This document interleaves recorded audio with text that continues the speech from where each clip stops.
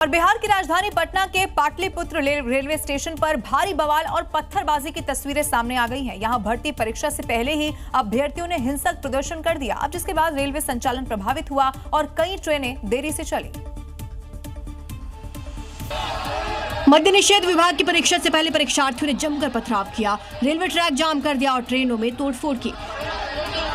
दरअसल माहौल उस वक्त तनावपूर्ण हुआ जब परीक्षा देने पहुंचे हजारों अभ्यर्थी शामिल होने आए थे। अभ्यर्थी रेलवे ट्रैक पर उतरकर विशेष ट्रेन की मांग करने लगे। रेलवे प्रशासन ने अतिरिक्त व्यवस्था करते हुए स्पेशल ट्रेन उपलब्ध कराई, लेकिन आरोप है कि प्रदर्शन जारी रखा, पुलिस पर पथराव किया, ट्रेनों में तोड़फोड़ की गई। इसके बाद पुलिस और रेलवे सुरक्षा बल ने मोर्चा संभाला, उग्र भीड़ को नियंत्रित करने के लिए लाठीचार्ज किया, आंसू गैस के गोले दागे। अभ्यर्थियों के हंगामे का असर रेल संचालन पर पड़ा, कई ट्रेनें देरी से चली, जबकि कुछ ट्रेनों के रूट में बदलाव करना पड़ा। अब पुलिस सीसीटीवी फुटेज और अन्य सबूतों के आधार पर उपद्रवियों की पहचान कर रही है, कार्रवाई में जुटी है।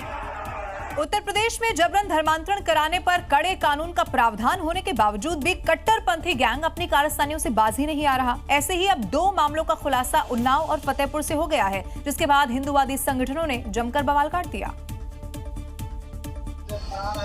उन्नाव में जहां एक शख्स पर उसके ससुराल वालों ने धर्मांतरण का दबाव बनाया और मारपीट की, तो फतेहपुर में एक शादीशुदा हिंदू महिला को उसके भाई का एक मुस्लिम दोस्त पर भगा ले जाने का आरोप लगा है। ये है उन्नाव के राजा तिवारी, जिनके साथ ससुराल वालों ने शादी के 9 साल बाद धर्मांतरण के लिए दबाव बनाया और मारपीट की गई। रोशनी का आरोप है कि उसके ममेरे भाई और ननिहाल वाले उन्हें धमकी देते हैं। हमसे कहते इनको मुसलमान बनाओ, नहीं बनाओगी तो तुमको भी मारेंगे, इनको भी जान से मार डालेंगे। अब ये तस्वीर भी देख लीजिए। यूपी के फतेहपुर में हिंदू संगठनों ने धर्मांतरण के एक मामले को लेकर थाने पर जमकर बवाल किया। हिंदू लड़की का तमाशा है, ऐसे थोड़ी आरोप है कि शकील नाम का आरोपी हिंदू शादीशुदा युवती को बहला फुसला कर भगा ले गया और दोस्त बनकर के उसने ऐसा धोखा दिया है। लड़की शादीशुदा थी, 5 महीने पहले उसका विवाह हुआ था, परीक्षा देने आई थी। इन दोनों ही मामलों पर पुलिस ने शिकायत दर्ज कर ली है और एक्शन शुरू कर दिया है। तो गर्मियों के सीजन में आम तो आपने बहुत खाए होंगे, लेकिन शायद ही आपने मध्य प्रदेश के राष्ट्रीय पुरस्कार प्राप्त नूरजहां आम का स्वाद लिया होगा। नूरजहां आम की खासियत इसका वजन और कीमत है। आम के शौकीन लोगों के लिए एमपी के अलीराजपुर का नूरजहां आम आकर्षण का केंद्र बना हुआ है। लोग महीनों पहले से ही इस खास आम का स्वाद चखने के लिए अपनी बुकिंग पक्की करवा रहे हैं। आप सोच रहे होंगे आखिर इस नूरजहां आम में ऐसी क्या खास बात है और क्यों इसे आमों की मल्लिका कहा जाता है। दरअसल नूरजहां आम को खास बनाता है इसका वजन। एक नूरजहां आम का वजन करीब 3 से 4 किलो तक का होता है।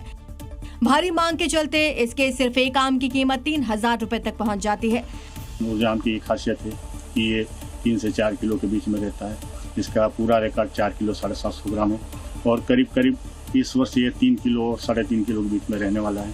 और मेरे बगीचे किसान और हमारे जिले किसान अपने भारी भरकम आकार, कीमत, गजब के स्वाद की वजह से ये पूरे भारत में तो मशहूर हो ही चुका है।